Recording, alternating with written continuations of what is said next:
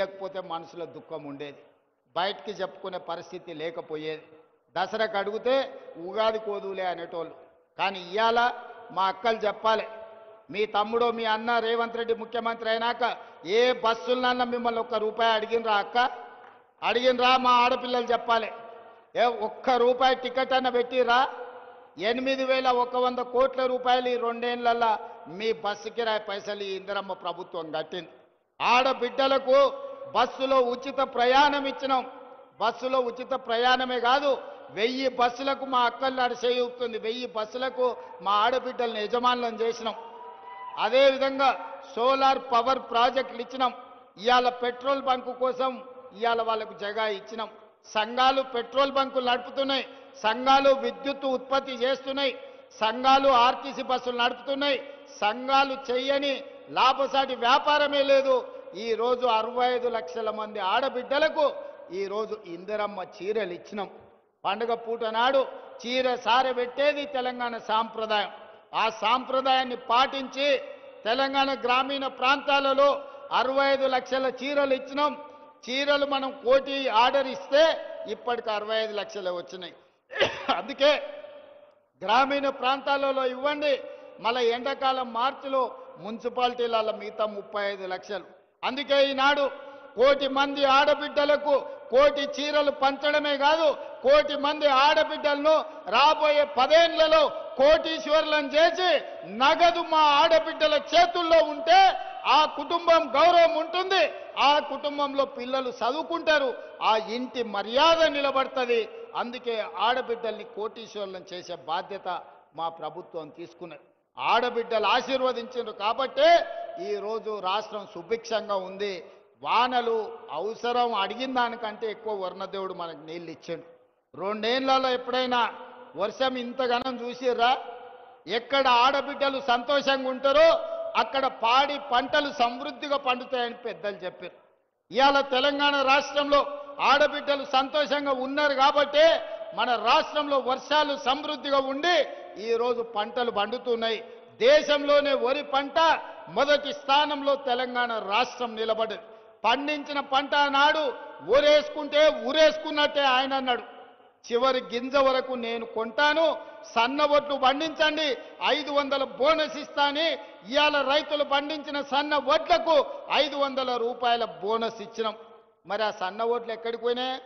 దొడ్డు బియ్యంతో తినలేక పశువులకు దాన పెడుతుంటే ఇవాళ సన్న బియ్యం ఇస్తే మా అక్కలు, మా చెల్లెళ్ళు, మా అమ్మలు కన్న పిల్లలకు బుక్కెడు బువ్వ ఈరోజు సన్న బియ్యంతో తినిపించుకుంటున్నారంటే రైతులు పండించిన సన్న ఒడ్లు బియ్యంగా మార్చి పేదోళ్ళకు పంచినాం. 3,10,00,000 మంది ఇవాళ తెలంగాణ రాష్ట్ర ప్రభుత్వం అందిస్తున్న సన్న బియ్యం అందుకుంటున్నారు. 3,10,00,000 మంది ఇవాళ ప్రభుత్వం అందించే సన్న బియ్యంతో బువ్వ తింటున్నారు. ఇంతకంటే సంతోషం ఏమన్నా ఉంటుందా? మీరు ఒక్కసారి ఆలోచన చేయండి. అందుకే ఇవాళ మా ఆడబిడ్డలను అన్ని రకాలుగా గౌరవించాలి, అన్ని రకాలుగా అవకాశాలు ఇవ్వాలి, ఆడబిడ్డల్ని సంతోషంగా ఉంచాలి, మా నిరుద్యోగ యువకులకు ఉద్యోగాలు ఇవ్వాలి, మా రైతులు పండించిన పంటకు గిట్టుబాటు ధర ఇవ్వాలి, ప్రతి పంట ప్రతి గింజ కొనాలి అని ఇంతకుముందే మా శంకర్ చెప్పిండు. సోయాబీన్ కొనాలి, జొన్నలు కొనాలి, మిగతావి కూడా కొనాలి అని. తప్పకుండా వాటికి సంబంధించి ఆలోచన చేస్తాం. ఇంకా మావాడు నక్కల చిట్టీలు అందిస్తూనే ఉన్నారు రా నాయన, ఇదో పెద్ద కష్టమే ఉన్నది. చూస్తా, ఈ అన్నిటినీ తప్పకుండా పరిశీలిస్తాం. ఈ కొరాట చెనాక ప్రాజెక్టు గురించి కూడా ఇప్పుడు ఎలక్షన్ కోడ్ ఉండి ఇయ్యలే, చిన్న చిన్న పనులు పెండింగ్ ఉన్నాయి.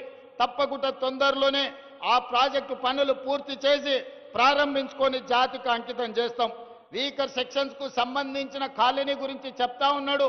అదేందో కలెక్టర్ గారికి వేదిక మీద నుంచి ఆదేశాలు ఇస్తున్నా. ఇన్ఛార్జ్ మంత్రి గారు సమీక్ష చేసి ఈ విషయాన్ని కూడా నా దగ్గరికి తీసుకురా అన్నాడు. జర్నలిస్టు మిత్రుల గురించి కూడా మా ఎమ్మెల్యే గారు చెప్తున్నారు. దాన్ని కూడా ఏం సంగతో ఒక్కసారి మీరు చూడండి. అందుకే ఇవాళ మీరందరూ పెద్ద ఎత్తున వచ్చి ఈ ప్రభుత్వాన్ని ఆశీర్వదించరు. చివరగా ఒక్క మాట చెప్పదలుచుకున్నా. సర్పంచ్ ఎన్నికలు జరుగుతున్నాయి గ్రామాలలో. నోరు మంచిదైతే ఊరు మంచిది అంటారు. నోరు మంచిది మంత్రులతోని కలిసి పనిచేసే వాళ్ళని సర్పంచులుగా చేసుకోరు. ఊర్లలో వాళ్ళ వీళ్ళకి పంచాయతీలు పెట్టుకొని పెట్టేటోళ్లను జుట్లు ముడేసి తాకులాట పెట్టేటోళ్లను మీరు సర్పంచులుగా ఎన్నుకుంటారంటే ఊరు ఆగమవుతుంది, ఊరు అభివృద్ధి ఆగిపోతుంది. అందుకే వీడికొచ్చిన మిత్రులందరికీ, వేదిక మీద ఉన్న పెద్దలందరికీ పంచాయతీలు తగ్గించండి, ఏకగ్రీవంగా వీలైతే ప్రజలందరిని ఒప్పించి చేసుకోండి. ఎన్నికలల్లో అడ్డగోలుగా ఖర్చు పెట్టకండి. ఎందుకంటే మళ్ళీ మీకు మీరు పెట్టిన ఖర్చు అంతా కూడా ఆదాయం రాదు. ఈరోజు నిధులు ఇస్తాం, గ్రామాలను అభివృద్ధి చేసుకోండి. గ్రామాలను అభివృద్ధి చేసుకోవాలంటే సమన్వయం చేసుకొని ముందుకు వెళ్ళాలి.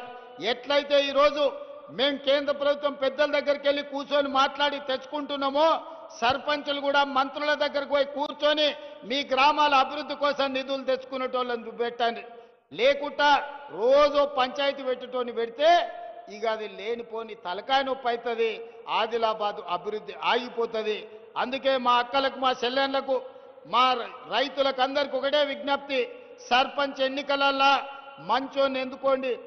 ఒకవేళ బుద్ధిమంతుడని మీరు సర్దిగాడితే వాడు పోయి బొడ్రాయి కాడ కూర్చొని భోంచేసి మళ్ళొచ్చి ఇంకేం పెడతామని అడిగిందంటే నిండా మునుగుతారు. మంచోన్ని చేసుకోరి సర్పంచులుగా. నిధులు ఇచ్చే బాధ్యత నాది, అభివృద్ధి చేసే బాధ్యత నాది, మిమ్మల్ని ఆదుకునే బాధ్యత ఈ ప్రభుత్వాన్ని.